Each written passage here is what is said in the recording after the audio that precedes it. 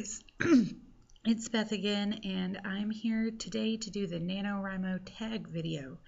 I am doing my 8th year of the National Novel Writing Month, and that's actually the first question, so we'll get to that in a minute. But Christina Horner put this video up, and there are 9 questions about your NaNoWrimo experience, and so I will be doing this tag video, and I'm just going to go ahead and tag all of you. If you're doing NaNoWrimo or have before, go ahead and put a video up and let us know. And if you're doing NaNoWrimo, you can find me on the NaNoWrimo.org as WriterBaby13. All right, here we go. Number 1, how many times have you done NaNoWrimo?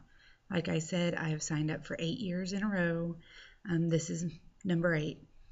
But I think I've only done, actually gone on and participated for about 6 of them. You know, you lose the internet connection, etc., and things get busy.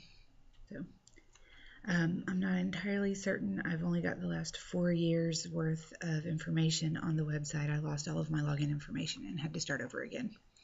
Number 2, how did you first find out about NaNoWrimo?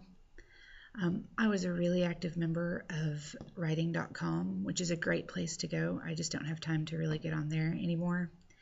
And I came out with some really great writing buddies, and we used to do on writing.com, they have chats and forums and things, and we used to get on a chat and do word sprints, and we would just kind of throw ideas back and forth. And in the middle of one of those, somebody mentioned NaNoWrimo, and somebody else said, oh yeah, I'm doing that. Then they had to explain it to me.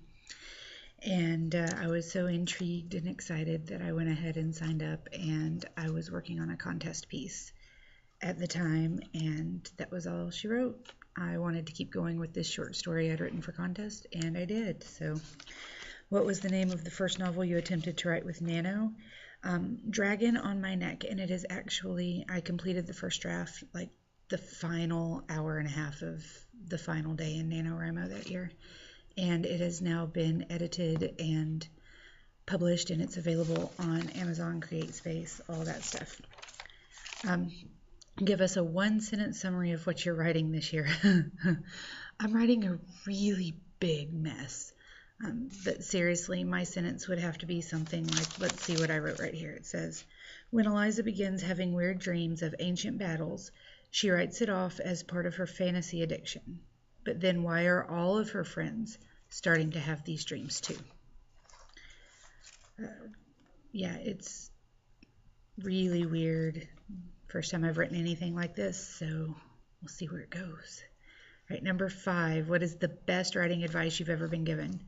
Oh, there's so many great pieces of advice you can get. You can go on Pinterest or just type in writing advice and even just look at images, and they have all these wonderful memes that, you know, just keep writing, sit down at the typewriter and keep going, you know, etc., etc. Listen to your heart, all of these great things. But I think the best advice came from a college professor, and I'm really sorry I can't remember which one it was. Somebody in the English department. I think they were tired of me writing notes in the margins and in the middle of my classes while I should have been writing notes for what they were saying.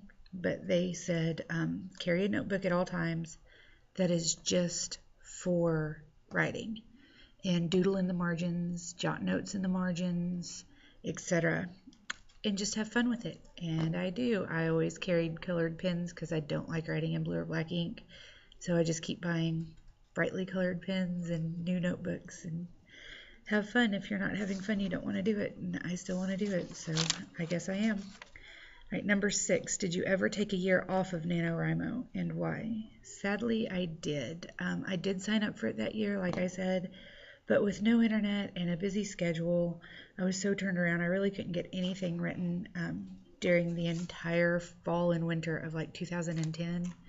It was terrible. All right, number 7, what's your biggest inspiration when figuring out what to write? One inspiration? That's not going to happen. I honestly cannot come up with one single thing that outweighs the others, because really one day you're going to think, ooh, the thing that inspires me the most is nature, and then the next day it's your friends, and then the next day you're in a Netflix marathon and you get inspired because you've been watching 18 hours of Doctor Who, The Librarians, and Star Wars, and you want to write something completely different, and that's what inspires you the most. So it depends on the day and the time, and it can come from friends, family, nature. My favorite is random, overheard, or misheard conversations, mostly from strangers, or a color combination. The list just really can go on forever, so we're going to stop there. Number 8, read us the first sentence from one of your novels. Okay, let's see what I've got here that I can find for you very quickly. Apparently nothing. I am just so slow. I forgot all about this question. I will read you the first sentence from the book I just finished. This is the 4th book in the Stone Dragon saga, and it is currently with the editor and beta readers. So hopefully we'll be able to get that out before Christmas, but more than likely it will be in January.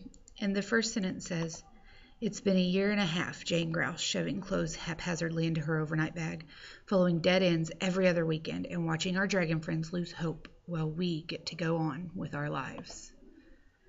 All right, I have several more. Let's see, Polonius Punk, we'll do the first sentence for that one. It says, "There's nothing like being thrown a little sideways to remind you of a universal truth. Always watch your step around troubadours, trolls, and toddlers." Bum, bum, bum. That's going to be a children's chapter book, so it's a lot of fun. All right, and finally, number 9, why do you love to write? I honestly don't think that I can explain this one very well. It's just something that has always been a part of me. I've always told stories, and I just love to write. It allows me to set my imagination loose, and there's not a whole lot of things that you can do that you can just blow your imagination out there. And even drawing, even painting, designing things, you can imagine a lot, but at least for me, I can't paint. I can't draw out what I see in my head, and it would never come out the same. In my writing, it's not quite as good as what's in my head, but I can still see it, and that's really important to me. And it allows me to roam. It allows my mind to kind of dance around and come up with all these crazy things, and it gives me the chance to focus on my worlds, and then my subconscious can kind of go off and figure out whatever it is that I need to figure out in my reality. But most of all, writing makes me insanely happy, and generally it makes me calm. Now sometimes I get really frustrated and upset, and then people interrupt me, and it's a bad thing. But it also makes me wittier. If I have been writing a lot, then my brain kind of starts snapping a lot more quickly, and sometimes it feels like I'm guest starring on a Gilmore Girls episode, that kind of witty, quick banter that they toss back and forth. And I absolutely love that feeling, being able to just come back and snap back. And if I haven't been writing in a while, it kind of dulls, and I hate that. So writing's pretty much everything that makes me happy. I can create love, I can create happiness, I can create villains, beautiful princesses. Actually, I don't think I've ever created a princess, but I could do it.